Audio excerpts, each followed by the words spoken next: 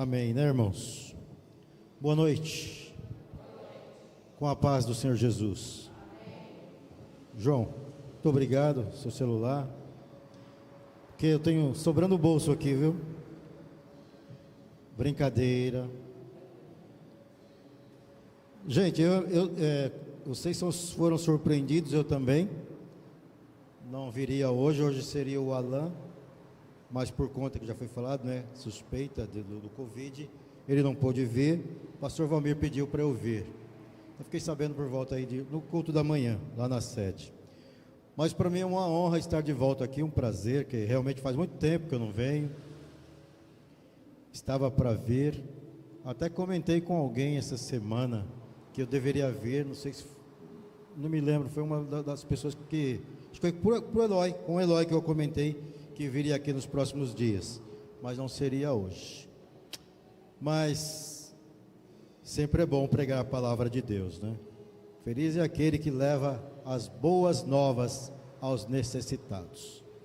Santos são os pés daqueles que levam as boas novas. Portanto, nós devemos levar as boas novas. Amém? Todos são bem-vindos à casa do Senhor. Hoje nós vamos falar de uma história bíblica. Não é novidade, né? A história tem que ser bíblica, né? Pode ter algumas outras histórias, mas é importante que seja uma história bíblica. Pedi para os irmãos abrir a sua Bíblia, seu celular, no capítulo 7 de Lucas, versículo 11.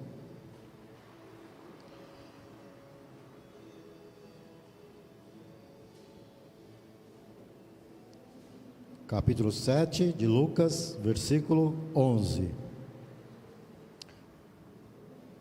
No dia seguinte partiu Jesus para uma cidade chamada Naim, e com ele caminhavam seus discípulos e uma grande multidão. Ao se aproximar da porta da cidade, estava saindo o enterro do filho único de uma viúva, e grande multidão da cidade a acompanhava. Ao observá-la, o Senhor se compadeceu dela e a encorajou: não chores. E aproximando-se, tocou no esquife. Então os que o carregavam pararam. E Jesus exclamou: jovem, eu te ordeno, levanta-te. No mesmo instante, o jovem estivera morto, se pôs sentado e começou a conversar. E assim Jesus restituiu o jovem à sua mãe. Todos foram tomados de grande temor e louvavam a Deus, proclamando: grande profeta foi levantado entre nós, e Deus veio salvar o seu povo. Estas notícias a respeito de Jesus circularam por toda a Judéia, regiões circunvizinhas. Vamos orar? Pai, no nome de Jesus, quero te agradecer pela oportunidade de falar da tua palavra. Que esta palavra não venha só ao meu encontro, mas também ao encontro dos meus irmãos que aqui estão, ao encontro dos irmãos que também estão em casa, todos que estão nos assistindo neste momento. Eu já te agradeço no nome de Jesus. Irmãos, é uma história conhecida para nós, uma história onde Jesus aqui inicia falando no dia seguinte, porque no dia anterior, vocês vão lembrar, Jesus cura um servo de um centurião de Cafarnaum, mas logo em seguida, no dia seguinte, ele parte para ressuscitar um jovem de uma viúva pobre. Olha o contraste que nós precisamos entender aqui, que Jesus, ele é o homem, o Deus que salva, que ressuscita, que cura, que liberta os ricos e também os pobres, porque o centurião, ele era um homem famoso naquela época, ajudava na sinagoga, a construir a sinagoga, era um homem que comandava muitos soldados, 100 soldados, né? O centurião, 100, né? Centurião de soldados, 100 soldados, era um homem de autoridade, mas aquela viúva, ela não tinha autoridade nenhuma, senão sobre seu filho morre. Antes de seu filho morrer, seu marido havia morto, logo ela tinha as esperanças de ter seu filho como aquela pessoa provedora, aquele homem, aquele menino que ia prover suas necessidades. É importante entender que naquela época as viúvas eram menos valorizadas que hoje. Hoje são pouco valorizadas as viúvas, eu vejo isso, reconheço que a igreja precisa trabalhar melhor com as viúvas, com os órfãos, e nós somos falhos, nós não trabalhamos na intensidade que deveria. E naquela época era pior, irmãos. As viúvas não podiam sair de dentro de suas casas, raramente se via uma viúva em casa, e suas janelas tinham grades, para que elas fossem pouco vistas. Então olha a situação, não tinha quem provesse, a não ser que aparecesse um cunhado ou um parente mais próximo e quisesse então casar com ela. Caso contrário, seria uma vida de muita pobreza, de muito sofrimento, e aquela viúva então estava chorando pelo seu filho. Mas Jesus, ele logo na manhã, ele parte em direção a Naim. Você pode imaginar aquela época, Jesus andando com seus 12 discípulos? Pense aí na sua mente, volta lá no passado, faz um esforcinho, 2000 e alguns anos atrás, 2000 anos, porque isso aí aconteceu por volta de 29 depois de Cristo, 29 a 31 depois de Cristo aproximadamente. Então é fácil, né, lembrar 2000 anos atrás, nossa memória é muito boa. Então vai lá, Serginho, começa a pensar 2000 anos atrás, como você estava. Jesus estava caminhando então naquela estrada, aproximadamente 50 quilômetros até Naim. Os seus discípulos, as mulheres que auxiliavam e mais uma multidão com Jesus, porque onde Jesus passava, ia multidão de pessoas.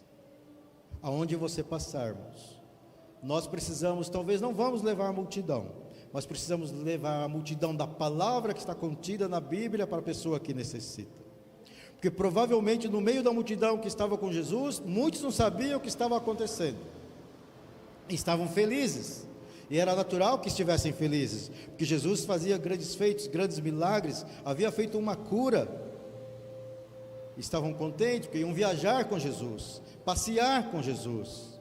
Imagina eu e você passeando com Jesus naquela época. Jesus era famoso, Jesus curava, libertava, Ele era o Salvador do povo cativo.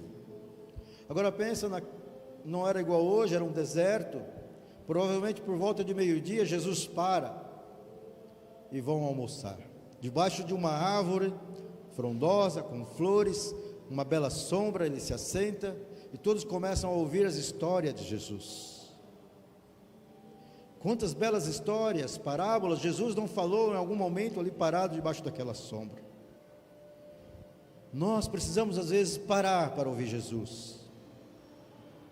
Nós precisamos parar, sentar a uma sombra, no sofá da sua casa, na sua cozinha, na sua cama, onde você quiser, onde você estiver, no seu carro, no seu trabalho, e ouvir o que Jesus vai falar.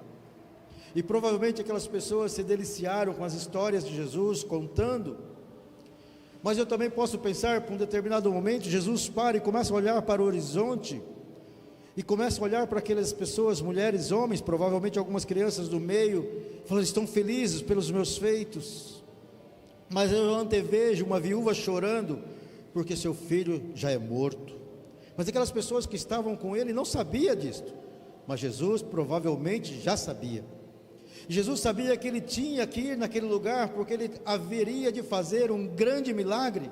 Seria a primeira ressurreição, a primeira pessoa a ser ressuscitada, o primeiro milagre de ressurreição Jesus faria, porque o segundo foi a filha de Jairo, o terceiro seu amigo Lázaro. Mas aquela senhora, aquela mulher não era amiga de Jesus. Provavelmente, ou talvez ela tivesse ouvido falar de Jesus, mas naquele desespero não tivesse lembrado do Senhor Jesus. No caso de Lázaro, Marta e Maria eram suas amigas. Jesus ficava na casa deles. Jesus almoçava, comia, jantava, dormia lá com Lázaro, Maria e Marta. Eram bons amigos. Jesus no seu ministério trabalhava durante o dia, à noite voltava para a casa de Lázaro. Mas aquela senhora não era amiga de Jesus, aquelas pessoas daquela cidade não eram amigas de Jesus.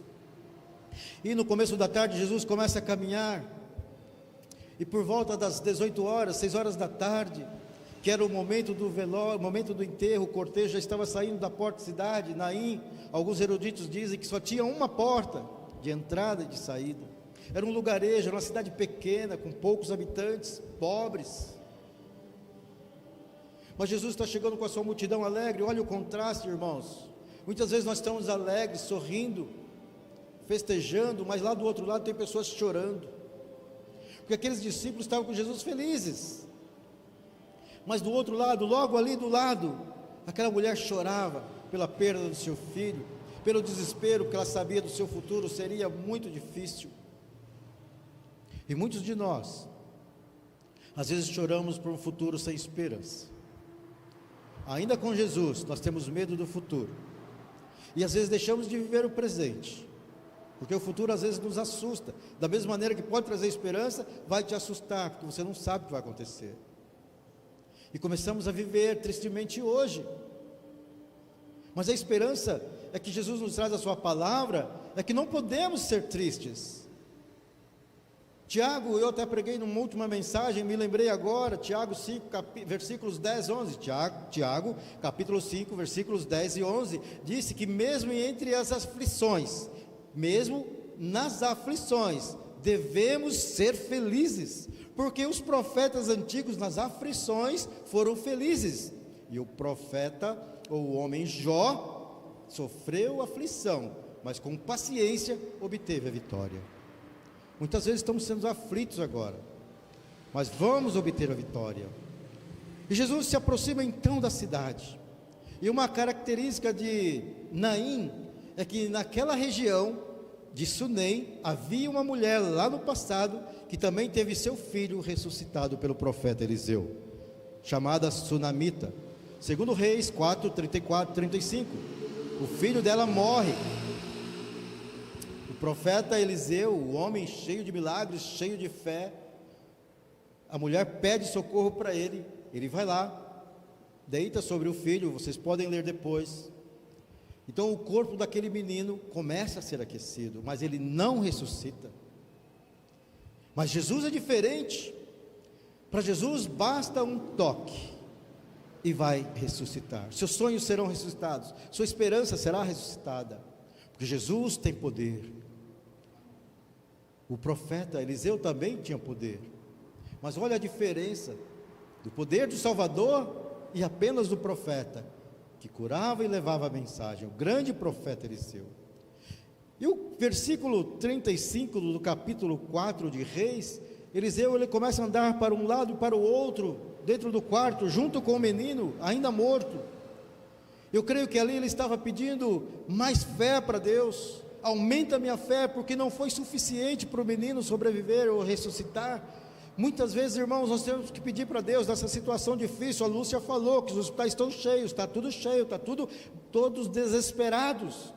Deus, nós precisamos pedir para Deus aumentar a nossa fé, para guardar a nossa fé. A nossa oração é para Deus guardar e aumentar a nossa fé, porque o Satanás, ele quer destruir a sua e a minha fé, e quando nós perdemos a fé, nós fomos derrotados definitivamente.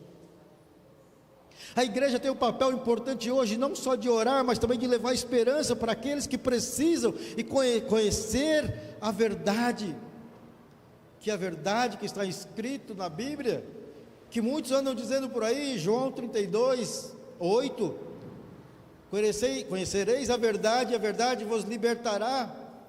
É verdade, mas João 8, 44 diz que Satanás, o pai da mentira, ele veio para matar, roubar, ele é homicida, assassino. O próprio Jesus disse: você precisa conhecer a verdade? Sim, mas precisa tomar cuidado, porque Satanás quer roubar a sua fé, quer destruir você, a tua família, e vai ser rápido.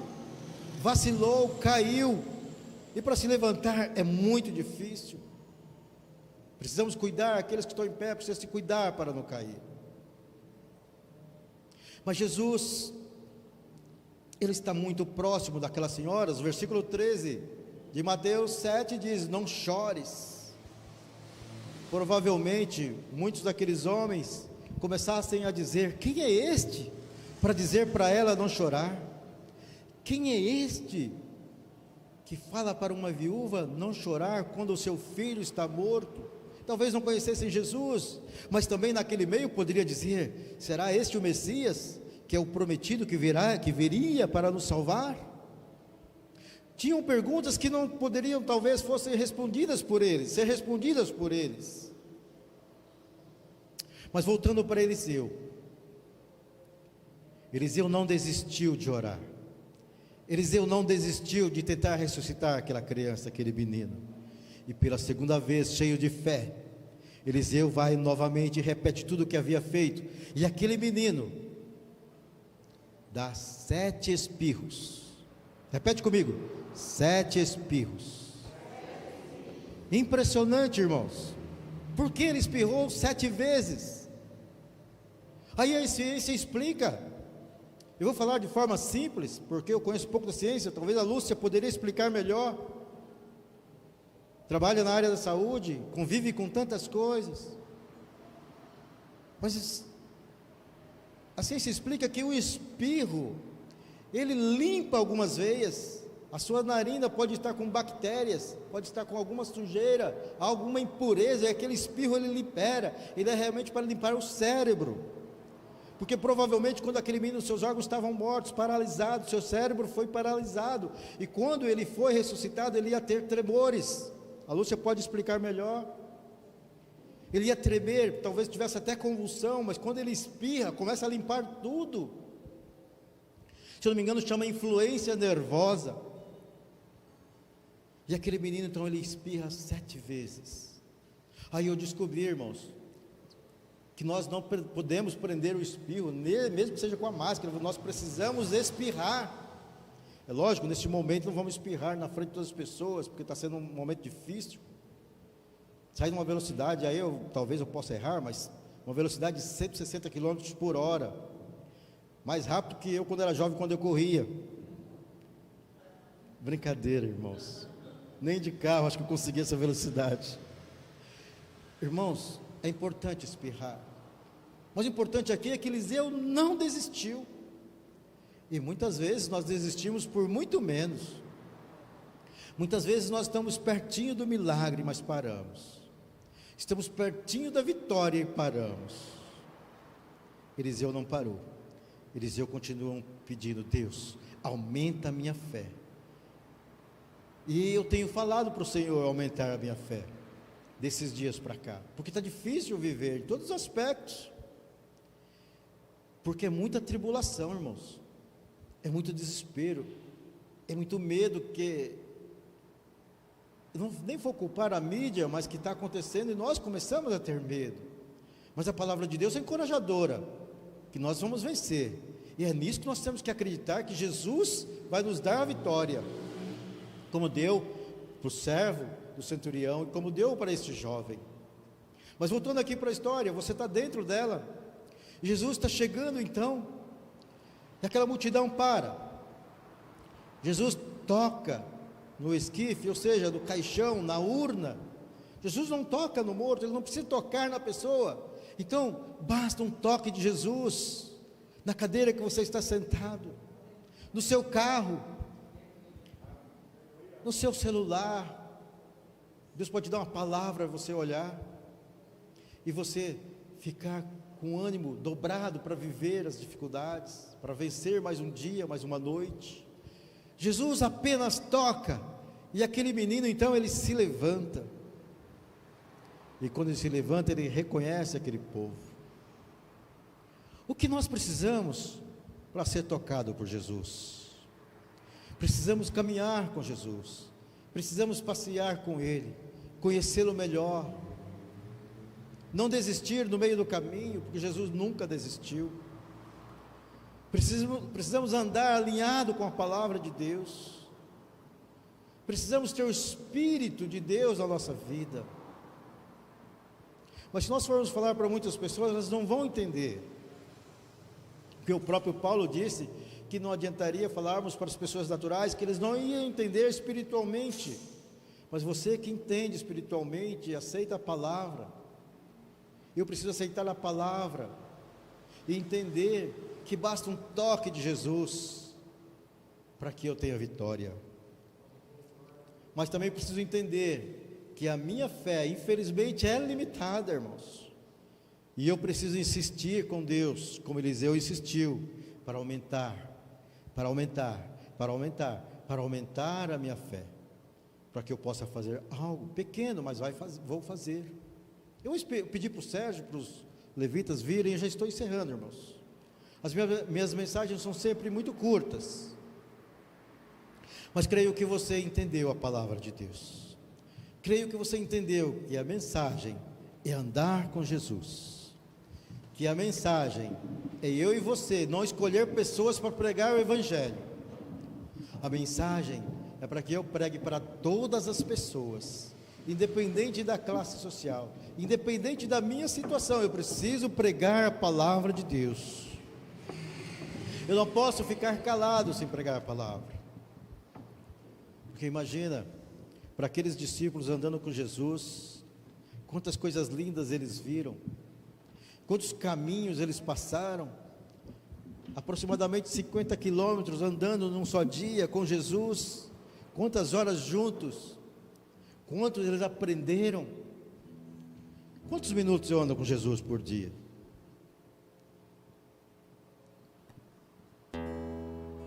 Eles andavam horas.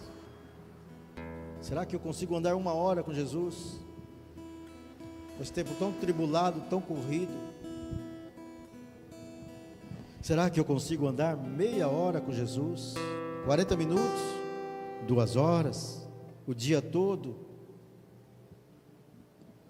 Mas se eu andar com Jesus, eu garanto que eu, quando orar, vai ter milagres também. E você também vai fazer milagres quando orar. Mas nós precisamos entender que precisamos andar com Jesus. Não basta apenas falar, precisa andar. E aqueles homens e aquelas mulheres presenciaram tantas curas. Tantas pessoas foram curadas e libertas por Jesus. Talvez no nosso meio alguém hoje precisa de alguma cura. E quando terminar, vá no sermão e dê uma palavra para ela, uma palavra de esperança, de fé.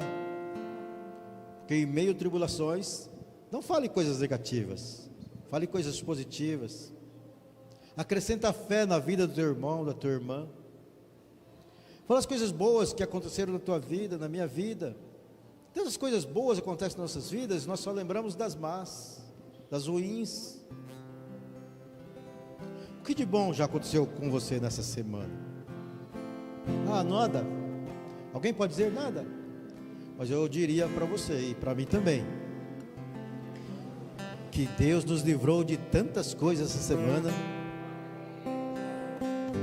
Eu diria para você que Deus te livrou do Covid essa semana, de acidente de trânsito. Verdade, Senhor. Porque Deus nos livra a cada momento, porque tem um propósito na vida de cada um. Ah, estamos tristes porque alguns estão com Covid, mas Deus tem propósito na vida deles. Amém.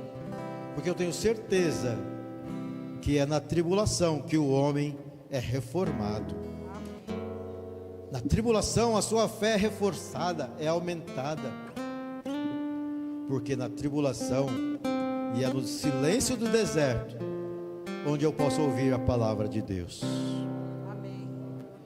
E é no silêncio do deserto onde Jesus, o Mestre, vai chamar e você vai ouvir a voz de Jesus, porque Ele vai chamar pelo teu nome e você vai saber que é o Mestre que quer falar contigo. É nos momentos mais tristes da minha vida que eu tive o melhor de Deus. E eu sei que foi no momento mais triste da vida daquela mulher, que não tem nome, apenas viúva de Naim, mas ficou na história que nós estamos contando hoje. Eu tenho certeza que aquele dia, no momento mais triste, foi o dia mais alegre da vida dela, porque o seu filho ressuscitou. E se você crê, Jesus vai ressuscitar as suas esperanças hoje. Glória a Deus. Vai ressuscitar os seus sonhos hoje. E vai dar mais. Aquilo que você perdeu, que eu perdi, Deus vai dar dobrado, como deu para Jó. Glória a Deus. Porque ele esperou com paciência. Eliseu teve a porção dobrada de Elias, porque Elias disse: se você ver, quando eu partir, você vai ganhar, mas se você não ver, você não vai ganhar. Estejamos de olhos abertos para ver as atitudes de Jesus, para que nós também possamos ganhar a porção dobrada dele. Amém, irmãos? Por favor, fiquem em pé. Nós vamos cantar Lindo És, porque Jesus é lindo. Lindo, lindo, lindo és. Glória, glórias eu te dou, Jesus, Jesus. Lindo, lindo, lindo és. Glória, glórias eu te dou, Jesus. Receba de Jesus sua cura.